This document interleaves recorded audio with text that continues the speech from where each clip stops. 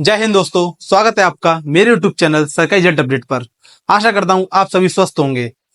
जैसा कि आप सभी को पता है, एसएससी जीडी की अभी पुरानी भर्तियां क्लियर नहीं हुई हैं, जो कि हमारी 47,000 प्लस भर्तियां आई थी, उनको अभी क्लियर नहीं कराया गया है।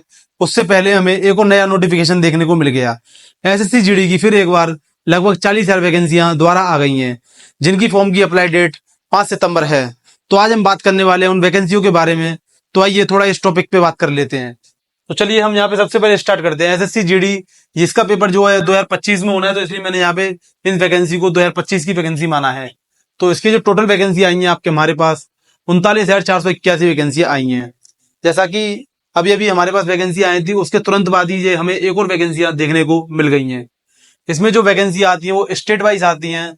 तो अभी मेरा इसमें बोर्ड में स्टेट का डाटा लगाना संभव नहीं था, तो मैं इसके लिए पीडीएफ अटैच कर दूंगा, तो आप स्टेट वाइज अपनी स्टेट वाइज वैकेंसियां देख सकते हैं।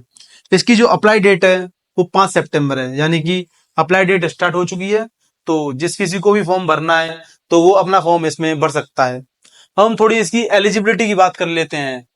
तो आपके लिए मैं आपको बताना चाहूंगा, यदि आपने 10th पास किया है, मतलब यदि आप 10वीं क्लास पास हो, चाहे वो किसी भी स्टेट से क्यों ना हो, किसी भी बोर्ड से क्यों ना हो, यूपी बोर्ड से हो या सीबीएसई बोर्ड से हो, आईसीआईसी बोर्ड से हो, वो कोई भी मैटर नहीं करता है। यदि आपने किसी भी स्टेट से पास किया है तो आप इजीली इसके लिए अप्लाई कर सकते हैं। यदि हम यहाँ अपने एग्जाम पैटर्न की बात करें तो यहाँ पे हमारे पास 4 सब्जेक्ट आते हैं। तो 4 सब्जेक्ट जैसा कि आपको पता है पॉपुलर सब्जेक्ट है, एक तो हिंदी एक इंग्लिश। तो आपको हिंदी या इंग्लिश में से कोई एक चॉइस करना पड़ता है। तो ये आपकी तैयारी पर डिपेंड करता है कि आप क्या तैयार करके जा रहे हैं। वहां पर भी आपको चूज करना पड़ेगा। हमारे पास दोनों ऑप्शन दिए गए होंगे, जैसे कि एक तरफ लिखा होगा इंग्लिश और एक तरफ लिखा होगा हिंदी। आपको इन दोनों में से कोई भी एक चूज करके उसके क्वेश्चंस करके आने हैं। तो जैसा कि मैं आपको बता दूं, इसमें 20-20 क्वेश्चन पूछे जाते हैं। 20 क्वेश्चन हिंदी या इंग्लिश के, मतलब आप दोनों में से कोई भी चॉइस आपकी जो भी हो, जो आपको प्रेफरेबल लगे, हिंदी या इंग्लिश, आप उन क्वेश्चन को पढ़ सकते हैं। 20 क्वेश्चन हमारे जीके जीएस से पूछे जाते हैं, 20 क्वेश्चन आते हैं मैथ से और 20 क्वेश्चन आते हैं रीजनिंग से। तो जैसा कि मैं आपको बता दूं, ये सब 2-2 नंबर के होते हैं। तो इसका ओवरऑल 160 मार्क्स में से कट ऑफ जाती है, मतलब जो कट ऑफ आती है फिजिकल के लिए वो 160 मार्क्स में से आती है। तो हमारा ये जैसे 80 प्रश्न है टोटल, तो 80 प्रश्न को अगर हम 2 से इंटू करें तो 160 नंबर में से हमारी कट ऑफ जाती है। इसमें यदि हम नेगेटिव मार्किंग की बात कर लेते हैं तो इसमें 1/4 की नेगेटिव मार्किंग आती है। तो यदि हम इसके पेपर की बात करें कि पेपर कैसा आता है, तो मैं आपको बता दूं इसका पेपर इजी टू मॉडरेट आता है। और आप सोचे बहुत ज्यादा इसका हार्ड पेपर आता है, तो आपको पता है ये 10th प्लस की लेवल की वैकेंसी है, तो इसमें इतना हार्ड पेपर नहीं आता है। तो इसकी कट ऑफ भी अच्छी खासी देखने को मिल सकती है। जैसा कि आपको पता है ये 2024 की वैकेंसियां हैं, उसमें हमारी कट ऑफ बहुत ज्यादा गई थी। तो इसमें मैं कट ऑफ में इस वीडियो में फिलहाल डिस्कशन नहीं करूंगा, लेकिन मैं आपको एक अंदाजा दे देता हूँ कि अगर यदि आप SC ST से भी हैं तो आपको कम से कम 130 प्लस मार्क्स चाहिए। आपको पता है जब 47,000 वैकेंसी थी फिर भी इतनी हाई कट ऑफ गई थी, तो इस बार तो 39,000 वैकेंसियां हैं। तो अगर मैं आपका ये डाउट है कि इस बार भी कट ऑफ हाई जानी है, तो मैं थोड़ा ये डाउट भी आपका क्लियर कर देता हूँ। मैंने यहाँ पर एक हेडिंग डाल रखी है, कंपटीशन कैसा रहेगा। तो मैं आपको बहुत ही क्लियर कर देता हूँ कि कंपटीशन कैसा रहने वाला है। देखिए, इसके पीछे बहुत सारे रीजन है कंपटीशन कैसा रहेगा। इनको थोड़ा हमें पुराने डेटा पे नजर डालनी पड़ेगी। जैसा कि हमारे पास पता है कि हमारे पास जो जीडी की वैकेंसी आई थी वो 47,000 प्लस आई थी। ठीक है, एक तो हमारी वैकेंसियां ये हो गई। इसके बाद हमारी वैकेंसी हमारे पास यूपी पुलिस, जो यूपी पुलिस की वैकेंसी आई थी वो भी 60,000 प्लस आई थी। ठीक है, यदि हम यहाँ देखें तो ये 60,000 प्लस हमारे पास ये वैकेंसी आई थी। अब हम इसके बाद बात करते हैं सीजीएल की। सीजीएल की वैकेंसी हमारे पास 27,000 प्लस है। ठीक है, फिर इसके बाद बीच में सीएचएसएल भी हुआ है। हमारे पास सीएचएसएल की वैकेंसी लगभग, मुझे बिल्कुल एग्जैक्ट अंदाजा नहीं है, ये भी 5,000 प्लस ही है, शायद 5 से 7,000 के समथिंग सीएचएसएल की वैकेंसी है। तो यदि हम यहाँ पर देखें कि ओवरऑल हमारे पास इसमें कम से कम जो हमारा 1.5 लाख बच्चा है, इसके बाद हमारा मैं आरआरबी एनटीपीसी इसकी भी वैकेंसियां लगातार आ रही हैं। और तुम्हारा RRB SI, RRB constable, RRB technician, RRB loco pilot, आपको पता है अब ये लगातार वैकेंसियां निकल रही हैं, और जो अभी हमारे पास अभी टीचर की वैकेंसी आने वाली हैं। तो मैं जहां तक जानता हूँ, अब जो जिस फील्ड में ऑलरेडी वर्क कर रहा है, सब फील्ड की अब जॉब निकल रही हैं। ये बात आप भी जानते हो। इस टाइम पे जॉब का दौर चल रहा है, कंटिन्यू जॉब आ रही हैं। तो यदि आपको लगे कि अब कभी ज्यादा फॉर्म भरे जाएंगे, तो मुझे इस बार ऐसा नहीं लगता है कि इस बार इतना फॉर्म भरा जाएगा पहले की तरह। अगर हम यहाँ एमटीएस की बात करें तो आपको पता है एमटीएस के कितने फॉर्म भरे गए थे। एमटीएस के इतने फॉर्म भरने का एक रीजन ये भी था कि ये भी हमारी 10th प्लस जॉब होती है, और दूसरी बात यह कि हमारे पास इन सब का भी कोई पता नहीं था। तो जैसा कि हम जब जानते हैं, हमारे रेलवे ने भी इतनी भर्तियां निकाल दी हैं, टीचिंग की भी भर्तियां आ रही हैं, और सबसे नई बात एक और, यूपी पुलिस की 40,000 वैकेंसियां और आ रही हैं।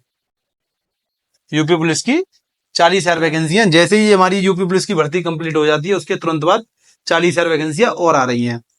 हम हमें पता है इसका हमारा फिजिकल स्टार्ट होने वाला है कुछ दिन बाद।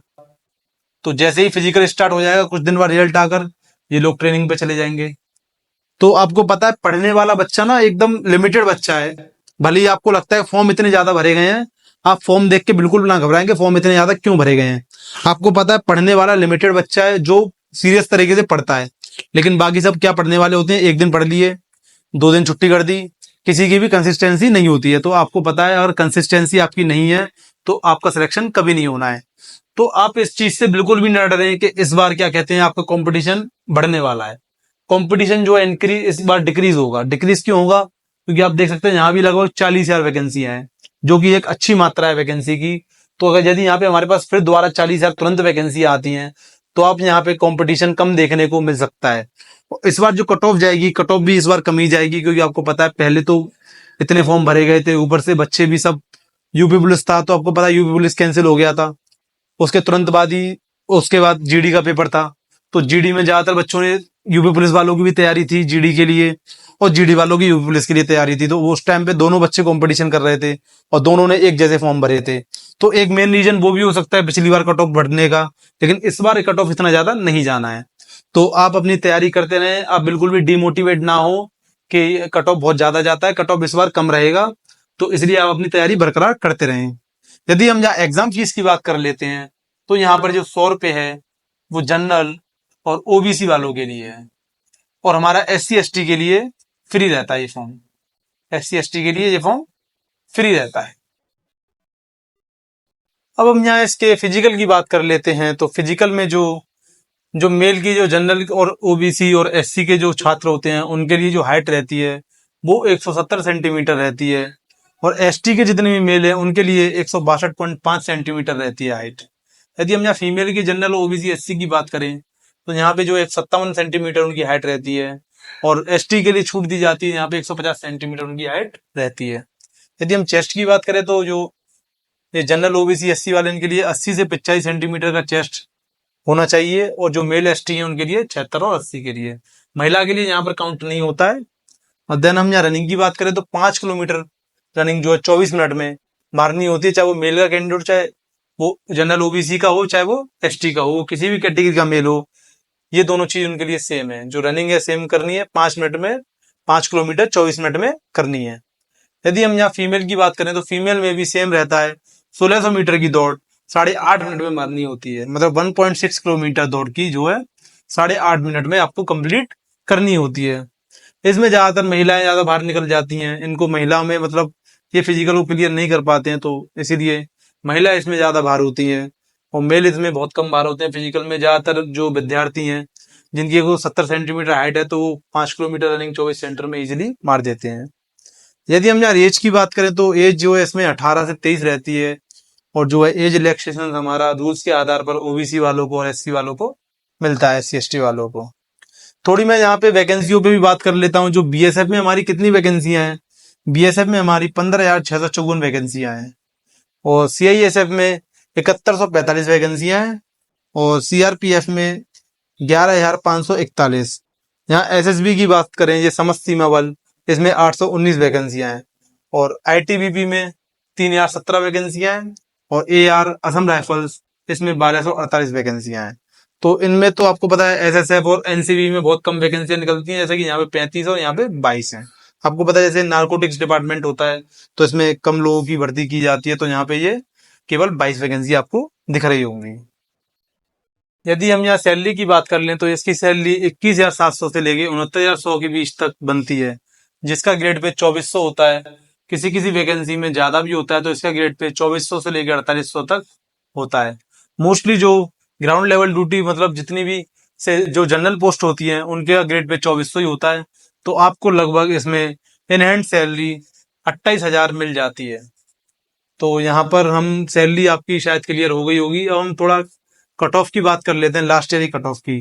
तो मैंने जो है ऑल इंडिया एसएसएफ की इसमें कट ऑफ ली है, क्योंकि आपको पता है इसकी कट ऑफ जो है स्टेट वाइज लगती है, तो सारी स्टेट्स का डाटा मेरा यहाँ पे लेना पॉसिबल नहीं था। तो मैंने जो ऑल इंडिया कट ऑफ लगी है मैं उस कट ऑफ की बात कर लेता हूँ। तो हमारी जो जनरल की कट ऑफ गई थी एसएसएफ के लिए वो 153 गई थी।